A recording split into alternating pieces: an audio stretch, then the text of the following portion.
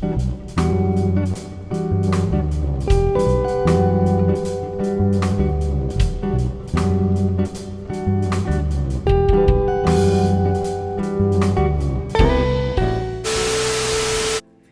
y'all, welcome back to the channel, and we got another recap for you. This one is The Bachelorette Season 17, Episode 3, Leave, Get Out. So if you're new here, hit that subscribe button, turn on your notifications. If you like the video, smash the like button, and also feel free to drop a comment down below. So, last week's Bachelorette episode left us with a few questions about whether or not that these guys were going to band together and take KARL down. A man that told Katie that there were other men that they were there for the wrong reasons, even though he didn't have any actual information. And then who was Katie going to send home with that next rose ceremony? Would it be KARL, or would he be around for more drama? Well, it opened up with everyone still yelling at KARL. And KARL says he's not putting anyone on blast, bro. And everyone else is saying that, okay, but there's no one actually to put on blast. Of course, these guys are going back and forth and back and forth. And KARL is just like, I'm not saying anything.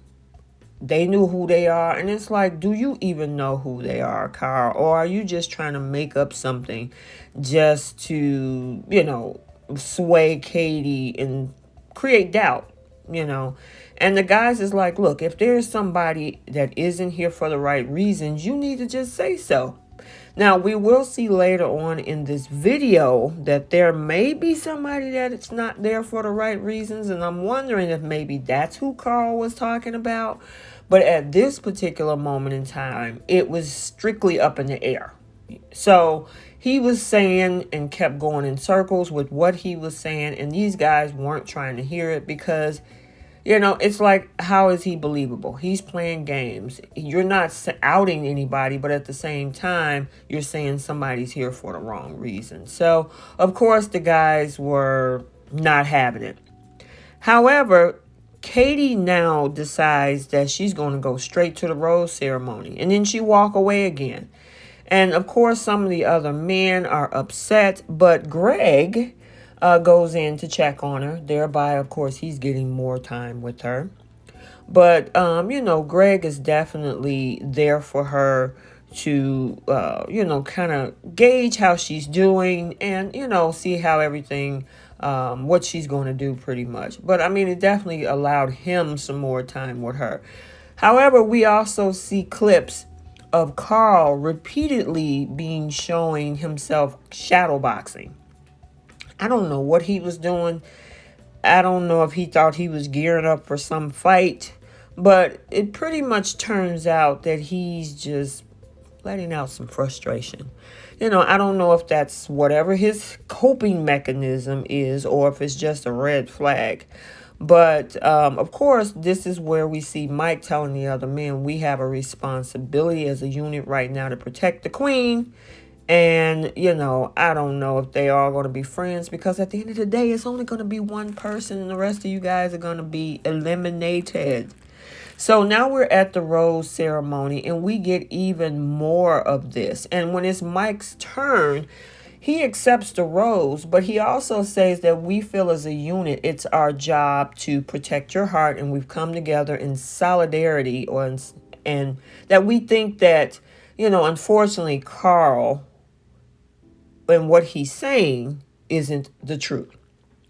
Now, I know that this is not common that we see on this show. And then, of course, Katie asked the other guys if they agree, and they nod in unison. And, of course, this upsets Katie, so she goes back to talk to Caitlin and Tayshia in regards to this, and that, she wanted to keep KARL around, but she's not really sure because all of the other guys are saying otherwise. And honestly, I will say Tayshia was right with what she was saying, like, hey, this is your decision, not theirs. So Katie ends up giving roses to David, Hunter, Connor C., Mike P., Michael, Connor the cat, Courtney, Trey, Justin, Andrew M, Christian, Josh, Brendan, James the box guy, and Aaron. And I mean, let me know what you guys think. As we, like I said, we'll discuss a little bit later some things that are uncovered. But I'm wondering if this was the right move. It probably was, because I don't know. I think he might have been there for drama. But ultimately, KARL gets sent home. And John and Garrett and Kyle also get sent home as well. So, of course, we hear the remaining men give Katie a round of applause, which that was, it was funny.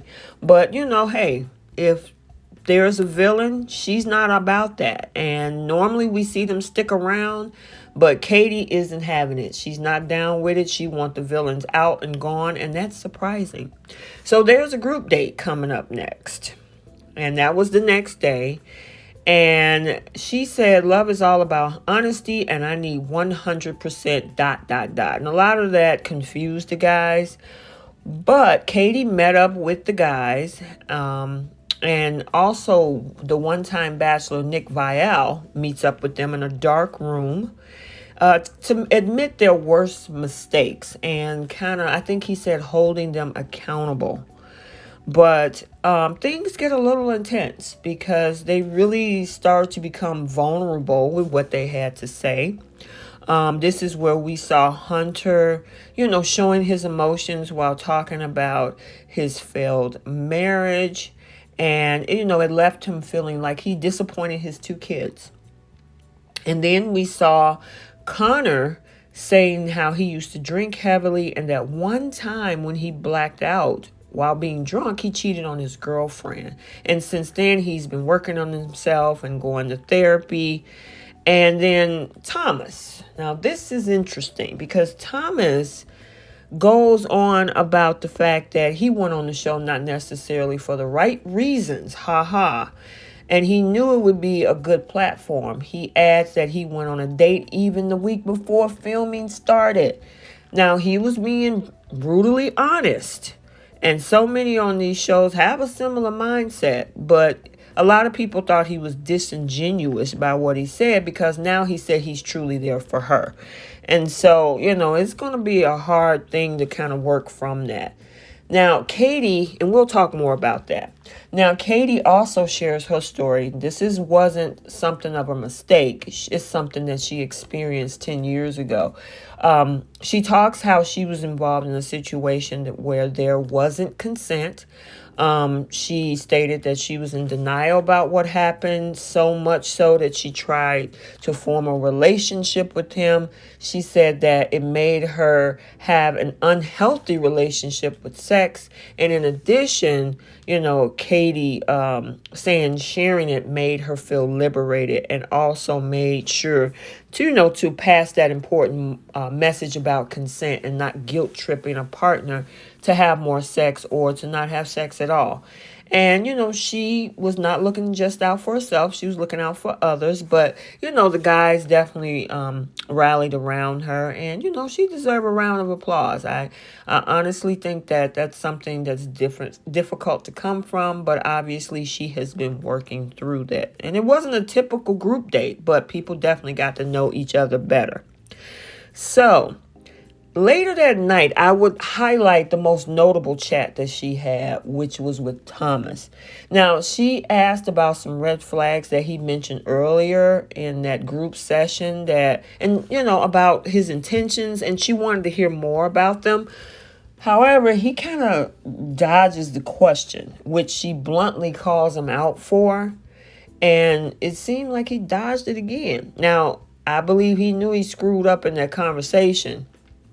So he even interrupted someone else's time to go back and talk to Katie again. And that guy was Aaron that he interrupted.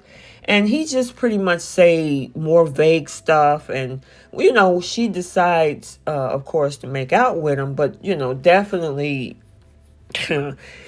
I don't know if she saw him as just a hot guy for fun or whatever. But, it was pretty interesting. Anyway, when he gets back to the group, the guys asked him why he needed to talk to Katie twice. And he said the purpose was, to tell her how he's feeling.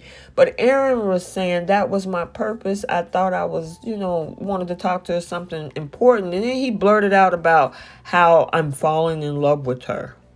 And I'm like, okay, yeah, that quick. I think it's only been 3 episodes. So this has been a week. Anywho, the guys definitely wasn't trying to hear it. At this point, they didn't believe a word that come out of his mouth, because a lot of them didn't think that, if you came in with one intention, now all of a sudden you're all about Katie. However, Connor, the cat man, gets the group date rose. And, because it seems that he seems to be honest, he seems to be drama free, and, of course, clearly in for this for the long haul. And definitely Katie saw that outside of Aaron or Thomas.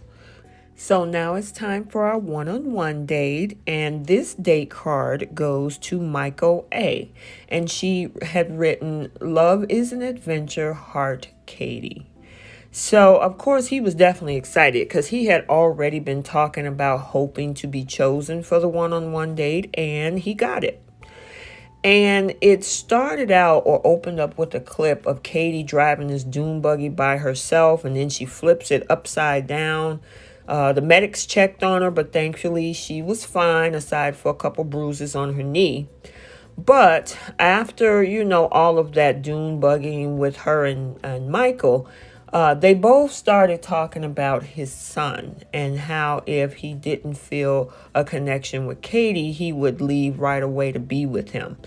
Now, I thought that was interesting because I've noticed on these seasons, there are both men and women who leave kids behind to, try to get a shot with the Bachelor or the Bachelorette.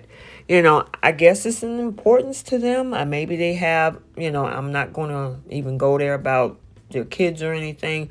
I just find it interesting that, some folks can do that. I don't know if it's something I could do, but hey, that's just me. I can't speak on anyone else. But I can understand why he would, if he's not chosen, hey, he was like, I'm out of here. Now they do have their dinner, and we get to see Michael sharing more of his story. Now, he mentioned that he married his college sweetheart. Her name is Laura, back in 2012.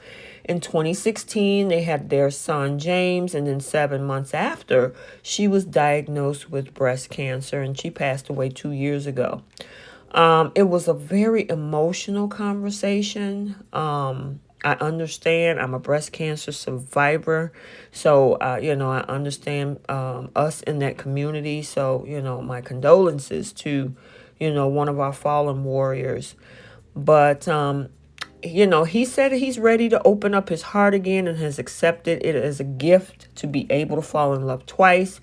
And of course, Katie responded, I think for some people, they may be intimidated by this forever love that you will always have for Laura.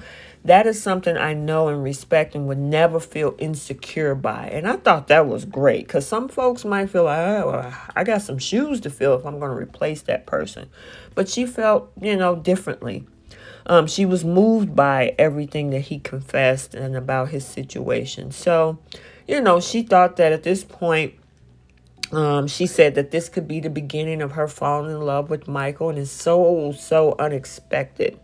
So I don't know what you think about them. I actually think she has a better connection with Greg, but hey, it remains to be seen. And, they had this little night under the stars on the rooftop. I thought that was pretty cool to kind of top off their evening. And she did give him the one-on-one rose as well. So let's go back to the house. Now the guys are banding together again, but this time it's against Thomas. Hunter decides to confront Thomas in front of everybody. And and the reason is because he and some of the others think that he's two-faced and he's suspicious. And they also think that he came on the show to also try to be the Bachelor. So it wasn't just about his social media growth. It was also whether or not he was going to be the next Bachelor, which Thomas admitted to before saying that, you know, of course he no longer feels this way, but that was a thought that he had. And so, I mean, I can give him credit for being honest, but at the same time, the guys are looking at him like, okay, how would you be able to flip that switch that fast to say, okay, I'm no longer here for that. I like Katie and I'm all in on Katie. It's going to be interesting to see whether Katie's going to, you know, keep him around, or whether he's going to be eliminated just like KARL. And maybe KARL was right, because he said there is somebody here that wasn't here for the right reasons and he didn't out him out, and here we go. So was he telling the truth? Probably so. But the guys aren't going to pay attention to that. And I don't even know if Katie's going to pay attention to that maybe that's what KARL was talking about. But we have a new arrival coming next week. And Blake Moynes from Tayshia's season, because he reached out to Tayshia, is going to be a newest contestant. And I'm curious to find out next week what the guys are going to think about this one. So I hope you enjoyed this video. Like, comment, and subscribe, and we will see you in the next one.